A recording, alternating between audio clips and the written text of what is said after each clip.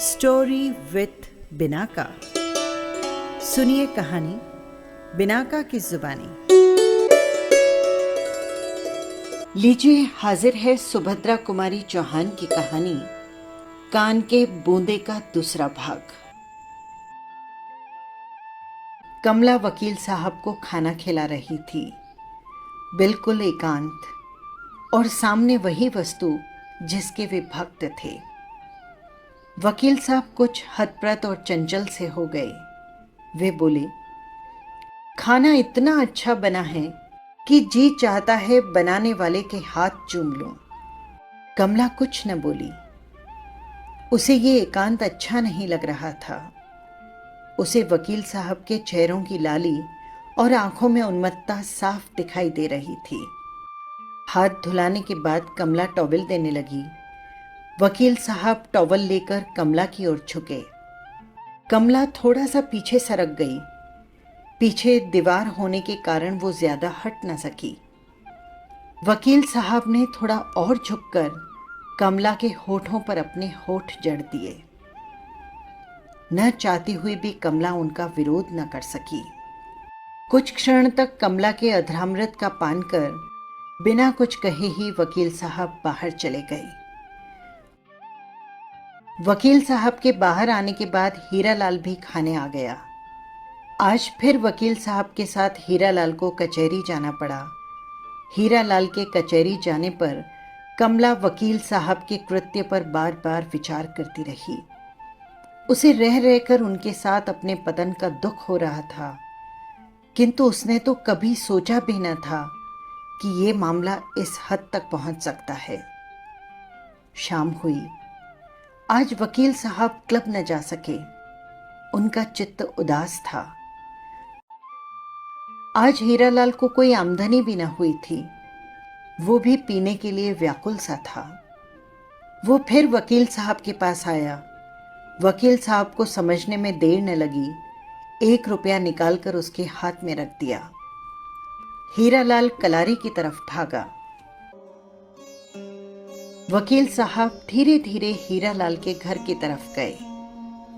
जूतों की आवाज सुनकर हीरालाल के धोखे में कमला ने उठकर दरवाजा खोल दिया। सामने वकील साहब को खड़ा देखकर वो बहुत घबराई। अब न दरवाजा बंद करते बनता था न खोलते।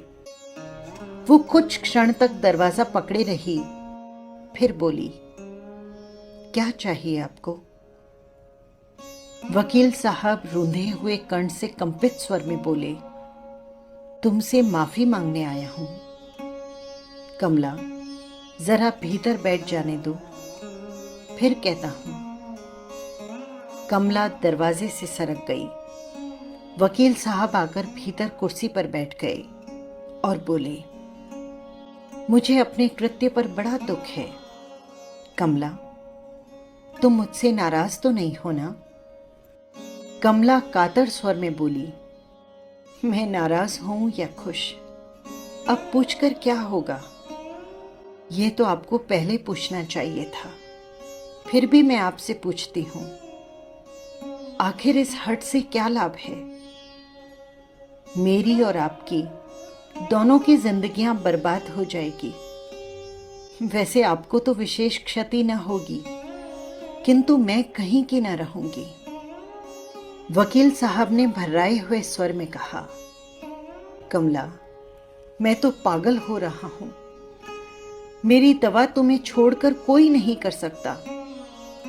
वैसे आज जो मुझसे भूल हुई उसे तुम क्षमा करो। तुम्हारी इच्छा के विरुद्ध मैं कभी तुम्हें हाथ न लगाऊंगा। रही तुम्हारे जीवन बर्बाद होने की बात, सो मैं तुम्हें ये विश्वास दिलाता हूं कि मैं हीरालाल को कभी किसी हालत में अपने से अलग न करूंगा, और तुम्हारा जीवन मेरे जीते जी कभी बर्बाद न हो सकता है। कमला ने दीन भाव से पूछा, फिर भी ये कहां तक उचित है कि जो आदमी आपका विश्वास करे उसी के साथ आप अविश्वास करें? कभी इन्हें जरा भी शक हो गया तो मेरे और आपके बारे में क्या सोचेंगे? वकील साहब बोले, कमला, शक होने ही कैसे पाएगा। कहते हुए उठकर पास खड़ी हुई कमला को उन्होंने गाढ़ा आलिंगन कर दिया और उसी शाम उनका पतन हो गया। इस बात से कमला को जो कुछ दुख था वो तो था ही, वकील साहब भी अपने कृत्य से संतुष्ट ना थे। न जाने कितने दिन और कितनी रातें उन्होंने बेचैनी से बिताई, किंतु कार्यक्रम उनका ज्यों का त्यों चलता रहा। रोज शाम को हीरालाल जब कलारी जाता, उसी समय वकील साहब अपनी मधुशाला में पहुंचते। ये क्रम महीनों चलता रहा, किंतु हीरालाल कुछ भी न जान सका। धीरे धीरे कमला को गर्भ के लक्षण प्रकट हुए। विवाह को 9 साल हो चुके थे। इतने दिनों बाद ही सही हीरालाल ने उम्मीद छोड़ दी थी, किंतु जब उसे मालूम हुआ कि कमला गर्भवती है तो उसे बेहद खुशी हुई। उसने मन ही मन सोचा कि वकील साहब के यहाँ लड़का हुआ तो ईश्वर ने मेरे यहाँ भी भेज दिया। इसमें क्या रहस्य है, बेचारा हीरालाल नहीं जानता था। एक दिन भोजन के बाद हीरालाल रुपए लेकर कलारी की तरफ चला। रास्ते में उसका एक लेनदार मिल गया। उसे हीरालाल से करीब 10 रुपए लेने थे। हीरालाल को देखते ही पहले तो उसने खरी खरी सुनाई और फिर उससे रुपए छीन लिए। अब कलारी जाके हीरालाल करता भी तो क्या करता। लाचार घर की तरफ लौट पड़ा। घर आकर अपने घर में उसने वकील साहब को बैठे पाया। अपने घर में वकील साहब को देखकर हीरालाल को और हीरालाल को अचानक उस समय पहुंचा देखकर वकील साहब को आश्चर्य हुआ, किंतु वकील साहब चतुर थे। वे बोले, क्यों हीरालाल, हमेशा तो मुझे भोजन के लिए पूछ लिया करते थे। आज जब मुझे घर में ढंग का खाना न मिला तो पहले से ही सब खा पी कर बैठ गए। हीरालाल बोला, अरे तो और बन जाएगा वकील साहब। उसने पत्नी को वकील साहब के लिए कुछ बनाने का इशारा किया। तब वकील साहब रोकते हुए बोले, नहीं नहीं, अब क्यों तकलीफ देते हो। मैं जानता हूं तुम लोगों ने खाया पिया न होता तो मैं भी कुछ खा लेता। फिर कुछ हंस कर बोले, और तुम्हारे क्या हाल हैं? मालूम होता है आज चढ़ाई नहीं है। हीरालाल के हृदय में कुछ आशा का संचार हुआ। इस समय मदिरा से अधिक आकर्षक कोई दूसरी वस्तु उसकी दृष्टि में ना थी। बोला, चढ़ाता कैसे वकील साहब, एक साला लेनदार मिल गया और रुपए छीन कर ले लिए। फिर मैं कलारी तक नहीं गया, जाके भी क्या करता। वहां कहीं दूसरों को पीते देखकर और जी खराब होता। आपके पास हो सरकार तो जिला दो, नहीं तो बिना खुराक के ही मर जाऊंगा। जेब में से 5 रुपए का नोट निकालते हुए वकील साहब बोले, मेरे पास छुट्टा नहीं है और तुम्हें रुपए देते हुए डर लगता है। नशे के झोंक में न जाने कितनी पी जाओ। हीरालाल बोला, नहीं सरकार, ऐसा भी कभी हुआ है। मैं तो उतना ही पीता हूं जितनी मेरी खुराक है, बस 1 रुपए 8 आने की। हीरालाल नोट लेके जाते जाते कमला से बोला, वकील साहब को कुछ बना के खिला जरूर देना। वकील साहब बोले, पहले अपनी तो फिक्र कर लो, फिर हमारी करना। हीरालाल हंसता हुआ वहां से चला गया। हीरालाल जब आंख से ओझल हुआ तो कमला का आलिंगन करते हुए वकील साहब बोले, तुम इस शराबी की दासी हो कमला। यदि बदलने का कानून होता तो मैं हीरा को देके तुम्हें ले लेता। हीरा हीरालाल के साथ भले ही खुश न रहती, पर तुम्हारे सरीखा सुखी तो दुनिया में कोई ढूंढने से भी न मिलता है ना कमला। कमला ने कुछ उत्तर न दिया। विदाई की अंतिम छाप कमला के होठों पर लगाकर वकील साहब अपने घर को लौट पड़े। कमला के गर्भ का 5वां महीना चल रहा था। हीरालाल खूब पीकर लौटा। लौटकर 3.5 रुपए कमला के सामने फेंक दिए। फिर वो खाट पर बेहोश होकर गिर पड़ा। आज उसने दूनी चढ़ा ली थी। धीरे धीरे हीरालाल को अपनी स्त्री और वकील साहब के चरित्र के विषय में कुछ कुछ संदेह होने लगा, किंतु कुछ भी कहने की हिम्मत न पड़ती थी। जब तक वो अपनी आंख से कुछ देख न लेता, वो कैसे कहे। लेकिन इस विचार मात्र से ही उसका हृदय बड़ा विचलित हुआ। वो अब ज्यादा पीने लगा, किंतु इस पर भी उसे शांति न मिलती। वो बड़ा व्यथित और घबराया सा रहता। एक दिन कमला से बोला, कमला, जाने क्यों मुझे तुम्हारा वकील साहब के साथ इतना मिलना जुलना पसंद नहीं आता। कमला ने कहा, मैं तो उनके घर मिलने नहीं जाती, तुम उन्हें मना कर दो, मैं उनसे नहीं मिलूंगी। हीरालाल निरुत्तर हो गया। वकील साहब को रोकने का उसमें साहस न था। उसने सोचा, मकान ही बदल लूं तो अच्छा रहेगा। वो शाम को मकान की तलाश में चला गया। रुपए लेकर कलारी की तरफ जाने के इरादे से निकला, किंतु कुछ ही दूर जाने पर उसे कुछ मुवक्किल मिल गए। वो उन्हें लेकर लौट पड़ा। बंगले पर आने पर मालूम हुआ कि वकील साहब क्लब गए हैं। मुवक्किलों से बातचीत करके 5 रुपए फीस की पेशगी लेकर हीरालाल उन्हें सवेरे आने की ताकीद कर अपने घर की तरफ चला गया। वो रबर सोल के जूते पहनता था, इसीलिए जूतों की आवाज न हुई।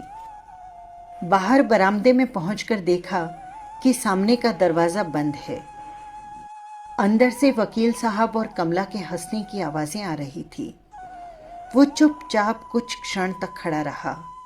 उसने सुना, कमला कह रही थी, लड़की हो या लड़का, है तो तुम्हारा ही, उसकी पूरी जिम्मेदारी तुम्ही पर रहेगी।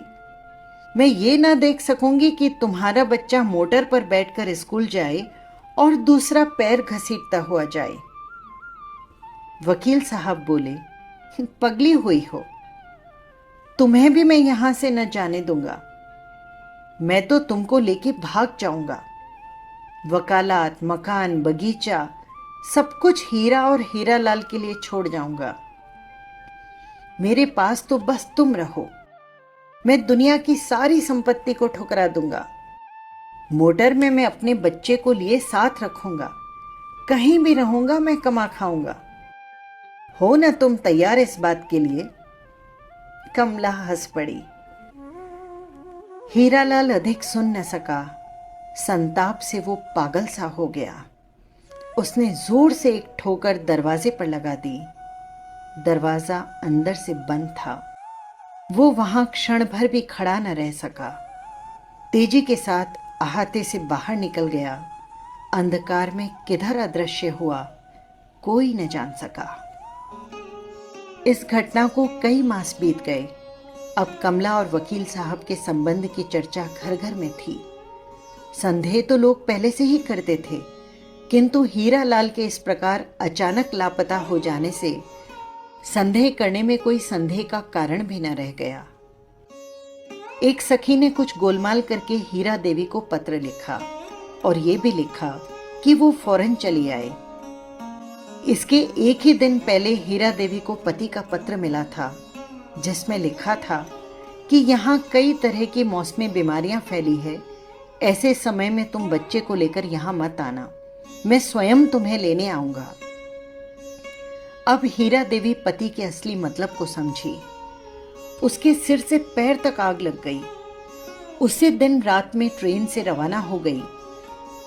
उसके पहुंचने के 15 दिन पहले ही एक कमरे में कमला को कन्या हुई थी। हीरा देवी के इस प्रकार पहुंचने की वकील साहब को संभावना न थी। वो किंकर्तव्य विमूढ़ से हो गए। उनकी समझ में नहीं आया कि क्या करे। पहुंचने के कुछ घंटे बाद ही हीरा देवी ने देखते ही देखते कमला को बच्ची समेत बंगले से बाहर निकाल दिया। बंगले से निकालते समय कमला वकील साहब की तरफ मुड़कर बोली, मुझे किसी भी एक कोठरी में रहने दो, मैं इतना नन्हा सा बच्चा लेकर कहाँ जाऊं? फिर मुझसे तो चला भी नहीं जाता है। वो अपनी बात पूरी भी ना कर पाई कि अचानक हीरा देवी आ गई। डांट के बोली, सीधे सीधे निकल जाओ। मेरी इच्छा के विरुद्ध इस अहाते में तुम पैर भी नहीं रख सकती। वकील साहब बुद्ध की भांति बैठे रहे। उनसे कुछ भी न करते बना।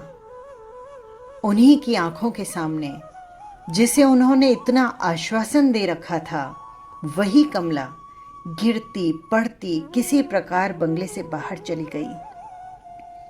किसी को उस पर दया न आई, किसी ने उसे शरण न दी। अपने पाप के फल को हृदय से लगाए संताप के आंसू बहाती हुई निरुद्देश्य भाव से कमला चली जा रही थी। बस यही थी कहानी। आपको कैसी लगी कमेंट बॉक्स में ज़रूर लिखिएगा। फिर मिलेंगे किसी नई कहानी के साथ। नमस्कार।